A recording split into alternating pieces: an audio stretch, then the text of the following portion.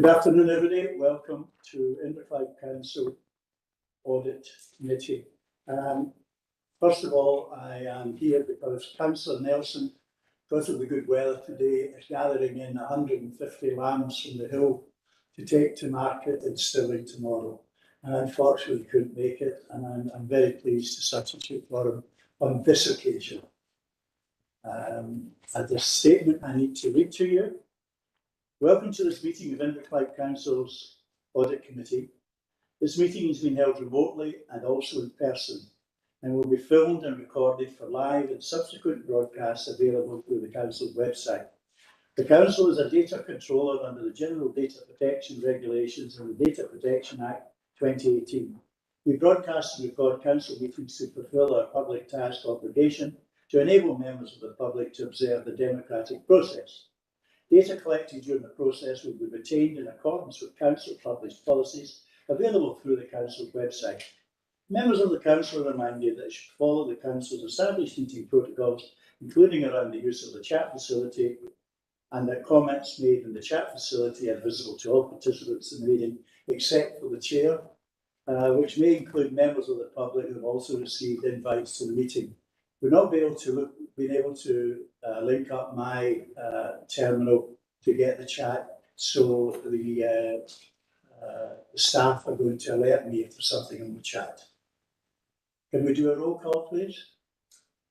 We have apologies from Councillor Nelson, which you said. So Councillor Wilson taking chair today. We've got apologies from Councillor Reynolds, Councillor Aisley substituting, Councillor Curley, Councillor Armstrong substituting, and Councillor McCormick, Councillor Jackson substituting.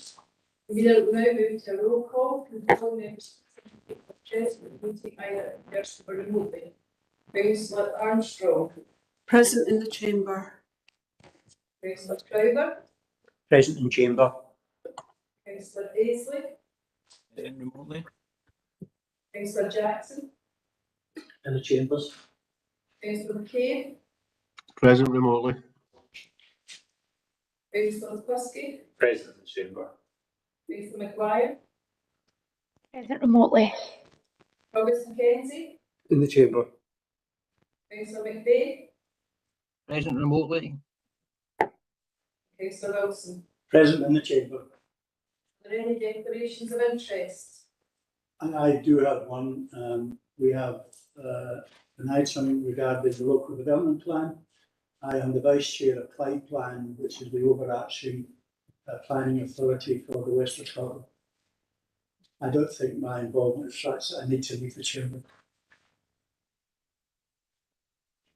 Any other declarations of interest? Councillor Crowther. Thank you, Convener. It's just to declare agenda item number 2. It's the self-directed support. My partner has a care package, and this would directly impact on her care. I have applied the objective test, and I feel that there's no reason it would debar me from commenting. Thank you, Councillor Crowther. Any other declarations of interest? No. Agenda item number 2, Internal Audit Progress Report, 9th of May to 25th of September 22. Andy. Thanks, Chair. So this is a regular progress report to Audit Committee on internal audit activity. There were 5 audit reviews finalised since the June Audit Committee meeting, including self-directed support. This audit had a strong control environment opinion, and there were 3 key issues identified. Public protection, specifically looking at the COVID-19 response, again, there's a strong control environment opinion. There are 2 key issues being identified. The third audit we finalised was in relation to employee expenses that had a satisfactory control environment opinion. There were 2 amber issues identified. The first was in relation to the travel and subsistence policy requiring to be considered in the context of the hybrid working pilot. And secondly, a cost-benefit analysis is required to be undertaken for high mileage users in terms of whether it would be best value for more council vehicles to be allocated to individuals or to teams. The 4th audit we finalised was in relation to workforce planning arrangements. Again, it was a strong control environment opinion with 1 green issue being identified. And finally, we finalised the review of residential care children's services. This had a satisfactory control environment opinion, with 2 amber issues being identified. Firstly, the team was responsible for managing money on behalf of some young people. However, some issues were identified in relation to the security of cash and also cash handling procedures. And secondly, procedural guidance requires to be developed for key tasks which are carried out within the residential units. Action plans are in place for all audits finalised and will be subject to regular follow-up in line with the agreed follow-up processes. The audit plan for 21-22 is complete and the plan for 22-23 is progressing well. The current status of the 22-23 plan is set out at section 3 of Appendix 1. In relation to corporate fraud activity, the team continues to focus on closing off the national fraud investigations for the 2020 exercise and is now preparing for the 2022 exercise. Chair, there's a separate report on today's agenda specifically relating to the 2020 exercise, which I'll take committee through.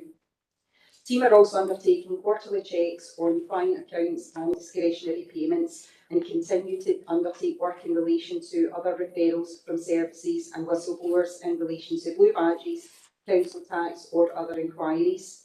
In relation to audit follow-up, this is attached to Appendix 2 to the report. There were no actions due for completion by the end of August and there are 8 current actions being progressed by officers.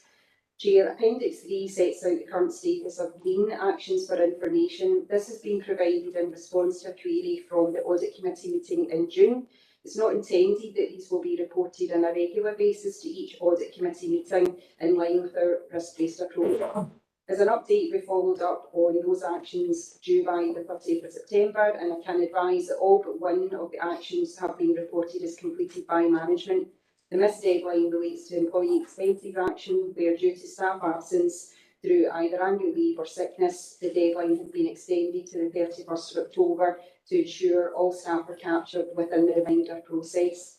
Appendix 4 sets out the update on the education control self-assessment actions and Chair, I believe the relevant director is here to provide further information as required by the committee. Happy to take any questions. Thank you, Chair. Thank you. Any questions, colleagues? Martin. Thanks, Convener. Can I just ask Andy just a couple of questions about the excess mileage claims? I'm assuming, kind of reading between the lines of this, that we think that this is a problem with the policy not being clear enough, rather than people abusing the system. Is that the case? Through you, Chair, the first point relates to, we've introduced the hybrid working pilot and it's to make sure travel and subsistence in relation to home to work mileage is clarified within the home working pilot. The second issue is around there are a number of employees who regularly incur excess mileage, which is entirely legitimate because it's part of their job. But it's whether there are other ways to pay for that mileage through either an individual council vehicle being allocated to that individual or even in a team basis. We were able to see across a team that there's a number of employees who regularly claim mileage and they're out at different times in the day and it may be beneficial for that team to be allocated a pool car, which therefore will reduce mileage claims for the council going forward. Just split it out for a second, the high mileage claims issue from the excess. So just to focus on the excess mileage claims, how are we going to continue to monitor that? Are we doing any kind of wider checks to make sure that there isn't additional kind of confusion around the policy? Through you, Chair, so there's an agreed action which the head of HR is leading on, and that's to update the hybrid policy in relation to travel and subsistence to make it clear where your administrative base is and how that applies when you're working remotely. And also there's been a communication already put on to ICON in relation to that particular issue, and services have also been given an action where that issue is identified so that they can meet with their employees on a normal face-to-face or supervision type meetings to clarify that process and to give support to line managers as well, because there it may be that the policy's been ambiguous and they've applied it incorrectly. So it's to get that ambiguity and consistent approach going forward. And just very finally then, how will we, just given it's so clear here that it's, you know, there is a risk, how will this be monitored going forward from an audit point of view? Through you, Chair, so we do follow-up of audit actions, and what we will do is perhaps for next year we'll go back in and look at employee expenses once the pilot, comes to an end and we're into that normal working process. We will go back in and do some sample checks just to bring back that assurance to Audit Committee that there are no residual risks that need to be addressed. Okay, thank you. Councillor Jackson? Thank you, Chair.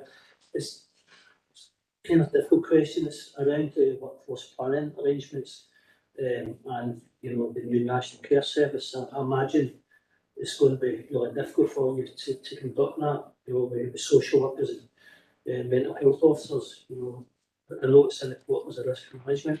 I was just wondering if we can get any update on that and then how you would proceed with such a big task. Through you, Chair, so we would pick up the requirements under the National Care Service through the Integration Joint Board audit plan. So we've got a separate audit on workforce planning for the Integration Joint Board and how that applies to the health and social care partnership. They have a separate workforce plan to the council's arrangements, and it's called the People Plan. So we will be looking at that as part of this year's audit plan for the Integration Joint Board. So a separate audit will be carried out in relation to that. And in terms of the National Care Service, we will be acutely aware of that element of future workforce planning when we carry out the audit of the Integration Joint Board, that the results of that audit will go forward to the Integration Joint Board Audit Committee. Hopefully that gives you some assurance around that. Yeah, thanks. You okay with that? Notice you smiled. It's not quite that. Councillor McVeigh? Tommy?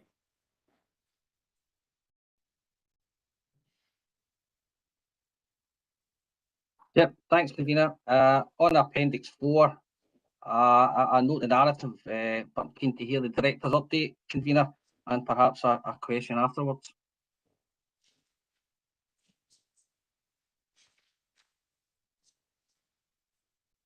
Can you hear me? Okay, so this was an issue about the different servers and how they spoke to each other. And I know Alan McDonald's here to keep you right on the technicalities. But head teachers needed access to not only the corporate side of the house, but also the education side of the house, and the two previously hadn't interconnected with each other. We had looked at one solution, but actually we were slightly late starting with that. And actually the best solution was the migration to Office 365 and the migration to the cloud. So what Alan McDonald and the team looked at was a better solution than the one initially we had wanted to put in, but it took longer to install. So we now have all the schools migrated over to Office 365, and the answer will be looking at a migration, integration, between corporate and education. Tommy, how does that sound? Yeah, thanks, convener. Okay, thanks, Ruth. Bearing in mind that this has been ongoing since August 2020, I think we've had 5, possibly 6 deadlines which have not been met. So can you give the committee and myself a categorical assurance that this will be completed by the June 23, which is the latest update we have? The reason it wasn't completed is because we looked for a different solution.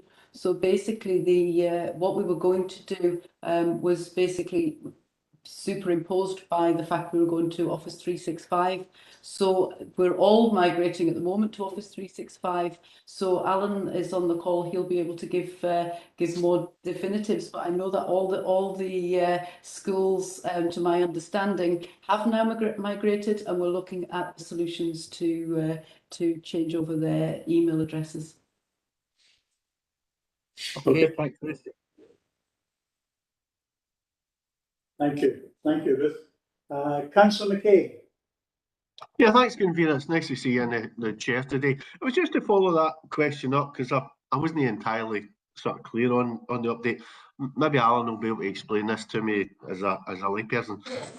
What's the reason why we can't allocate school staff an inverclyde.gov.uk email address? So you can do it. There's no real reason we can't. However, we have what the difference we did between what the solution we have imposed now and the one we had in place was we were going to have to replicate the council network in the schools, give head teachers additional bits of kit, additional laptops, additional networking within the school. So it was going to be quite restrictive. Then COVID came along and we were in a position to do that. We had completed all the work in the background and then COVID came along and obviously disrupted everything. As Lewis said, we had already planned to migrate the schools towards Office 365 for educational reasons. So the opportunity to also give them secure email via that route as well just seemed a much more sensible option. It would have been, it's cheaper, we can deploy it quicker now that it's in place, and it means that not only will we be able to speak to headquarters as we expand the Office 365 programme, we'll be able to improve the security in the Federation, not only between schools and ourselves, but between schools and other public sector organisations, because as part of an ongoing programme, we're looking at putting in secure links to both the Scottish Government, other local authorities, as well as headquarters and ourselves. Okay, thanks for that. Can you maybe just to ask a question on the expenses issue and just to get that clarity from Andy? Do we still have a system, Andy, where certain posts are designated as essential car users, and how does that play into the discussion about value for money in terms of the approach that we might take? Thanks for your question there through your chair. The essential user system that used to be in place has been removed, so all employees basically follow the same travel and subsistence scheme. Does that answer your query? Yes, thanks. Okay, Stephen? Yep. Councillor Crowther. Thank you, convener. First of all, I'd actually like to say this paper basically is a good news story insofar as the 19 items have been categorised, 15 are in the green and none in the red. So overall, yes, it looks a good paper. But it just kind of focused on two issues, and really they have actually been dealt with by Councillor McCluskey. As I noticed there, that the guidance for the excess mileage claims is being updated. What page are you on? Really, what page are you on? that's on page 9 or page 4 on the Big page 9. Page 9 on the hard copy. Right. And it's really just the excess mileage. It was really just to note there that the guidance is being updated, and it was just to inquire whether this was really due to a general misunderstanding of the claimants, and I understand that has already been responded to. The other issue there was the high mileage claims, and it was really just to ask that, because one of the solutions that was put forward was for council vehicles to be used. I was just wondering if there is a sufficient number of dedicated council vehicles that could be used for this purpose.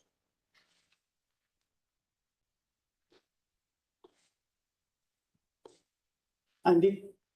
Sorry, thanks, Chair. You're just letting me there. Yes. So thank you for your question, Councillor, in relation to are there enough vehicles. There's a cost benefit analysis exercise that's going to be undertaken by the Roads and Transportation team.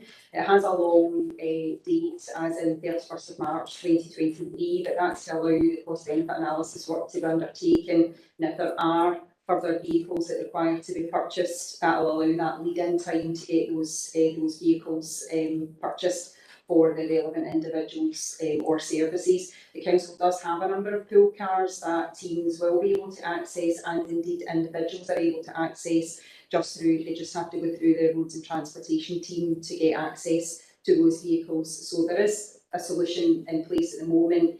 cost benefit analysis will be undertaken to determine whether further vehicles require to be purchased for the council. That's fine, Andy, thank you. Thank you. You have the chair. Thanks, convener. It's a question in relation to Appendix 1. I just wondered if there was any commentary on the audits not yet started, in particular the one on where it's ticked in under debt recovery. Thanks very much. Thanks, Chair. So we set the audit plan for April every year, and what we do is we agree with CMT the timing of those audits. So it's not starting because it's not due to start. So that will be coming up in the next 2 to 3 months. Thank you. Thank you. Thank you. Okay. Any more questions? I don't think there's anything in the chat. Provis, do you don't want to contribute anything? We now move on to agenda item number 3, external audit action plans and current actions. Andy. Thank you, Chair. In relation to external audit action plans, there were 4 actions due for completion by the 31st of August, which are being reported as completed by management. External audit are reviewing the status of action plans as part of their audit for 21-22. Relevant directors are in attendance today, Chair, if members have any questions on the report. And Chair also understands that Alan has a clarification regarding one of the actions in the report that has been marked as complete and wishes to draw the committee's attention to this today. Thank you, Chair. Yeah, I've got to say, I think it's excellent that the directors are present today when these items come up. I'm most impressed. Any questions, colleagues? Alan? Thank you, Convener. If I can just clarify on page 32, there were 4 actions relating to the 2021 annual audit report and the action plan, which should have been completed for the 21-22 accounts. The bottom item, estimation and judgment disclosure, has been marked off as complete, but it is not complete.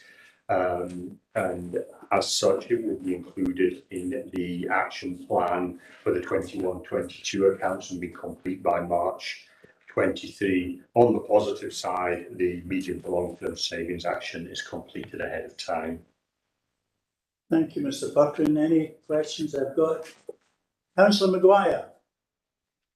Thank you, Councillor Wilson. My question is just about page 34. It could be 35 as well. I'm just wondering, can you explain why the LDP is expected to be set back so much? Because I can see here that it was to do with the Scottish ministers having it for consideration, and we've said not before April 22. Can I just confirm the reason for the 26th date? I'm having trouble hearing. It's about Did you get that? Okay. Chair, I think it's for Stuart Jameson to respond. Mr. Jameson, would you like to respond, please? You, Convener. You'll recall that we paused the development plan, Councillor Maguire, and that was due to the court of safety activity and the determination of our housing numbers.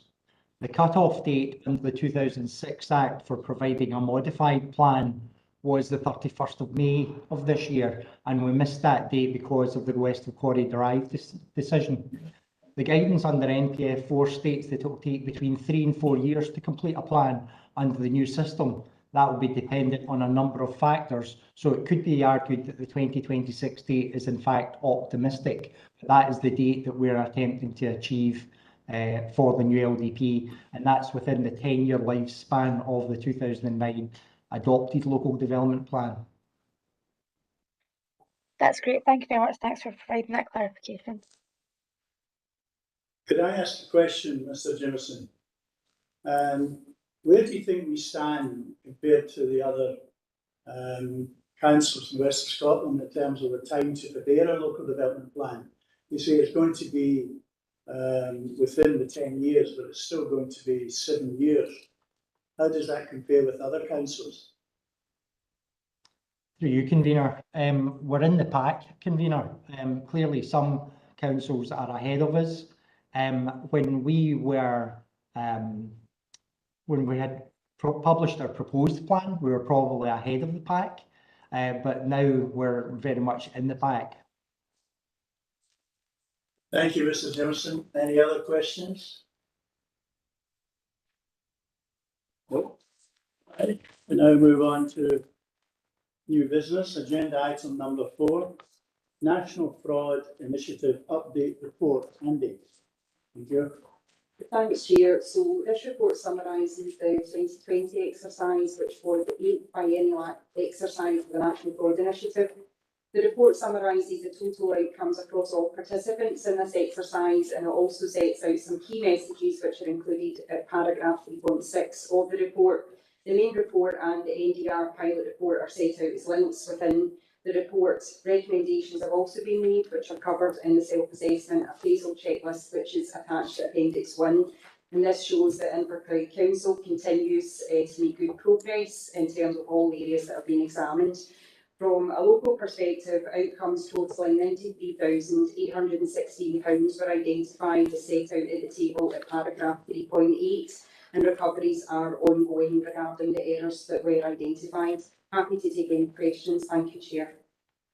Thank you, Andy. This National Fraud Initiative comes up at different bodies that we're on externally, and it does seem to carry a great deal of success with it. The cross-referencing does seem to work. I think it's a really worthwhile exercise. Do we have any questions for Andy? I think we have one here. I'll take Councillor McKay.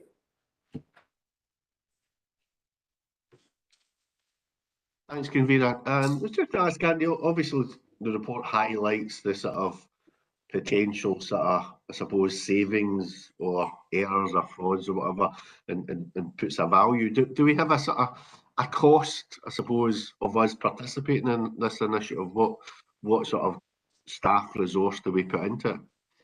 Andy?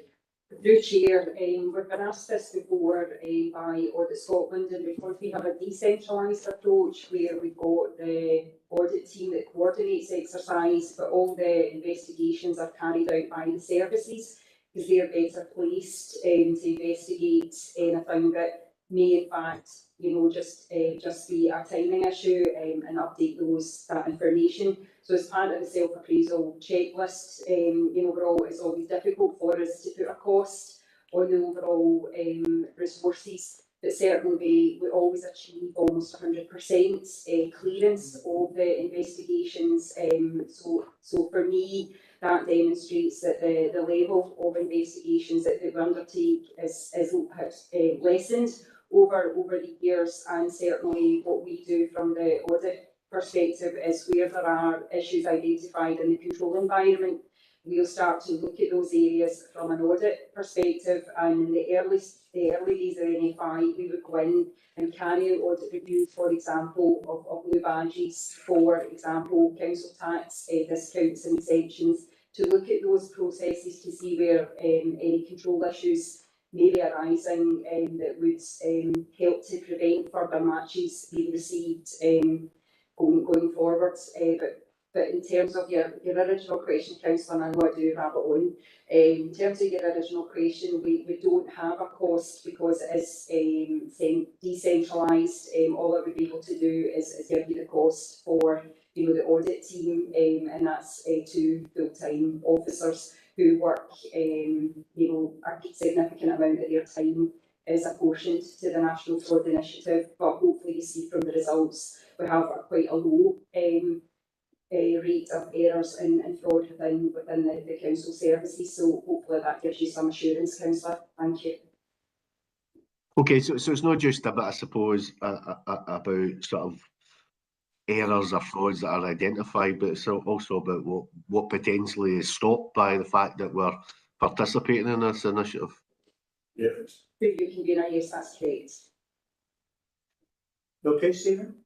Thank you, yeah, that's helpful. Councillor Maguire?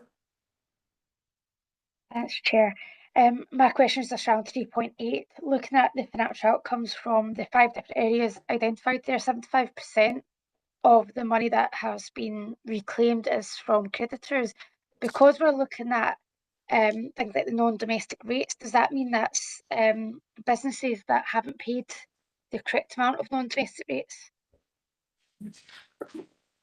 Andy? Through you, Chair. So the small business bonus scheme, out of the exercise, we identified 2 cases where the wrong exemption had been applied, and that's because we've been sharing our data with other local authorities where the small business also has a premise. So there's been work going on behind the scenes in these two cases to identify where the 100% exemption should be applied and where a different level of exemption should be applied for a second premise. So that work was on behind the scenes, Councillor Maguire, and what that's resulted in for those two cases, there has been an error in terms of we've reclaimed £9,576 from those two organisations as we gave them 100% exemption when that wasn't correct. But the National Fraud Initiative has helped us to identify those particular cases, but it's a very small number in terms of all the premises that we have and we apply non-domestic rates to. Thank you. Okay, sorry, I think possibly I wasn't clear of, maybe picked up the cup wrong. I was talking about the creditors line, the one that we got the financial outcome for 73,909 with 27 cases being found to be an error. It was what does that include? Is that like businesses that owe us money? Like what makes up that amount of money there? What errors kind of happened? Apologies, Councillor Maguire, I picked up non-domestic rates in your question. Sorry, There. I can appreciate that. I noticed that as soon as you started answering, sorry. That's okay. So in terms of the 27 errors, this is where the system had identified a duplicate payment to a creditor, and that can be for a number of reasons. We sometimes have an invoice that comes in from an organisation, and just due to the timing of payment of that, we may get a further reminder from either the organisation itself or the head office, and that invoice is processed and authorised along with the original invoice that came in. So again, the National Fraud Initiatives allows us to pick up on these particular cases, and as I stated at the outset, recovery is underway for these 27 cases. There wasn't any cases of fraud. These were just due to either timing issues or just management not picking up that the invoice had been already paid. But just to reassure Audit Committee, the Council processes thousands upon thousands of invoices on an annual basis. So this is quite a low number of error for the Council, and it's being addressed through the recovery process. Hopefully that answers your question, Councillor. Yeah. Yes, it does. Thank you so much, Andy, for that detail. Any other questions? I think that brings us to the end of the Audit Committee. I'd like to thank you for attending, colleagues. I can assure you Councillor Nelson will be sitting here at the next meeting, whenever that is. I'd like to thank the officers and also like to thank the directors for attending. Thank you, everybody. Thank you. Thanks.